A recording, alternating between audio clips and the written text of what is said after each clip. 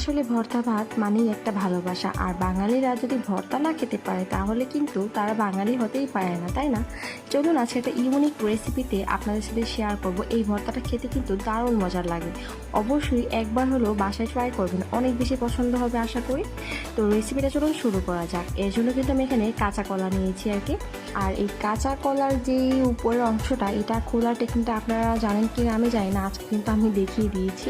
তো আপনারা দেখে কিন্তু এইভাবে ট্রাই করতে পারেন, এটাই কিন্তু ভালো হয় খুব বেশি। যাই হোক, এখানে কিন্তু আমি মোট 2.5টা কাঁচকলা নিয়েছি। তো এগুলোকে আমি খোসা ছাড়িয়ে তারপর একটু ছোট ছোট করে কেটে নিয়েছি, একটু লম্বাটাই রেখেছি আর কি, কারণ এটা ভাজবো আমি, তাই একবারে চিকন চিকন করতে হবে সেটাও না। আর কাঁচা কলা কিন্তু মানে সেদ্ধ হতে খুব বেশি সময় লাগে না। তো এটা আমি খুব ভালোভাবে ধুয়ে নিয়েছি। ধুয়ে আমি এখানে একটা প্যানের মধ্যে তেল দিয়ে এই কাঁচা কলাগুলো সবগুলো দিয়ে দিয়েছি। তো আমি আবারও বলছি, আসলে কাঁচা কলা কিন্তু ভাজতে খুব বেশি সময় লাগে না, খুব অল্প সময় সেদ্ধ হয়ে যায়। তো এইভাবে করে আমি ঠিক 3 থেকে 4 মিনিট ভেজেছিলাম হাই ফ্লেমে। তো তখনই দেখলাম যে সেদ্ধ হয়ে গিয়েছে ভালো মতো। তারপর আমি আরও 2 মিনিট এভাবেই করে ভেজে নিয়েছিলাম। তো একটু ভাজার পরে দেখবেন গায়ে গায়ে লেগে যায়। তো যাই হোক, এই কাঁচকলাটা কিন্তু ভাজা হয়ে গিয়েছে, এটা আমি একটা সাইডে রেখে দিচ্ছি। আর আমি একটা কথা বলে নিই আর কি, এখানে সয়াবিন তেলের পরিবর্তে আপনারা যদি সরিষা তেলটা দিয়ে করেন তাহলে কিন্তু একটু ভালো হয় বেশি। যেহেতু আমি যেটা বুঝতে পেরেছি আর কি খেয়ে, তো আপনারা এই কাজটা করতে পারেন, সয়াবিন তেলের পরিবর্তে আপনারা কিন্তু সরিষা তেলে দিতে পারেন। তো এখানে আমি একটু চিংড়ি মাছ দিয়েছি আর কি, 6 থেকে 7টা চিংড়ি মাছ দিয়েছি আর রসুন কোয়া দিয়েছি। চিংড়ি মাছটাকে আমি সেম একইভাবে একটু ভেজে নেব। চিংড়ি মাছও সেদ্ধ হতে কিন্তু খুব বেশি সময় লাগে না।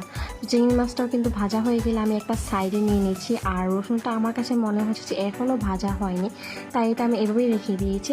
আর এখানে আমি 1/2 কাপ পরিমাণ পেঁয়াজ কুচি নিয়েছি, একদম চিকন করে কুচি করে নিয়েছি, সেটা আমি একটু ভেজে নিচ্ছি।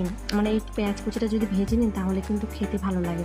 কাঁচা পেঁয়াজের থেকে এই ভাজা পেঁয়াজটা দিয়ে ভর্তা করলে আমার সব থেকে বেশি পছন্দ হয়। তো পেঁয়াজটা কিন্তু ভাজা হয়ে গিয়েছে, পেঁয়াজটা আমি একটা সাইডে নিয়ে নিচ্ছি। এখন এখানে দিয়ে দেবো কাঁচামরিচ।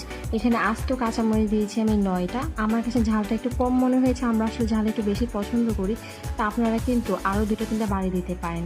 তো কাঁচামরিচটা আসলে একটু ছিটতে ছিল, মানে কাঁচামরিচটা যখন আমি শুধু তেলের মধ্যে দিয়েছিলাম খুব ফুটে ফুটে উঠতেছিল আর কি।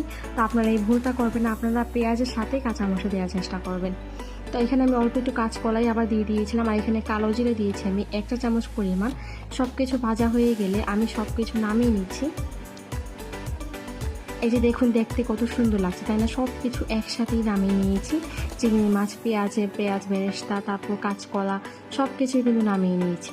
এখন এটা একটা ব্লেন্ডারে নিয়ে নিচ্ছি। আপনারা চাইলে কিন্তু এখন পাটায়ও বেটে নিতে পারেন। আসলে এভাবে করলে খুব সহজেই তৈরি হয়ে যায় ভর্তাটা। পাটায় বাটতে দেখা যায় একটু সময় লাগে, আর যদি ব্লেন্ডার করে নেন তাহলে কিন্তু অল্প সময় তৈরি হয়ে যায়। তো এখানে আমি লবণ দিয়ে দিচ্ছি আর দিচ্ছি সরিষার তেল। সব কিছু দেওয়া হয়ে গিয়েছে, এখন আমি এটা ব্লেন্ড করে নেব। এই যে দেখুন, ব্লেন্ড করার পর দেখতেই কত সুন্দর লাগছে তাই না? ভর্তাটা কিন্তু খেতে দারুণ হয়েছিল, আমার বাসার সবাই এত বেশি পছন্দ করেছিল। এটা থাকলে কিন্তু ভাত একটু বেশিই লাগে, আপনারা কিন্তু ট্রাই করবেন ভাত একটু বেশিই নেওয়া। তো দেখি একদম লোভনীয় লাগছে, আমি কিন্তু তখনই লোভ তাপ সামলাতে না পেরে তখনই ভাত খেয়ে নিয়েছিলাম।